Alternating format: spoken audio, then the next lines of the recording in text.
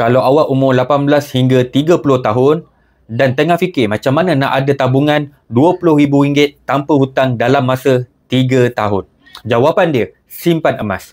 Bayangkan kalau awak mula sekarang simpan 1 gram emas setiap bulan, dalam 3 tahun awak dah ada 36 gram emas.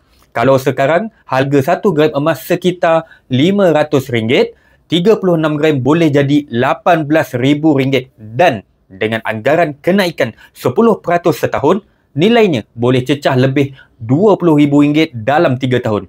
Tak perlu beli sekaligus. Cuma asingkan RM500 sebulan macam bayar bil phone. Tapi ini simpanan untuk masa depan. Lepas 3 tahun, duit tu boleh dijadikan dana perkahwinan, deposit rumah pertama atau simpanan kecemasan. Awak tak perlu tunggu kaya baru nak menyimpan. Menyimpan dulu baru rasa kaya.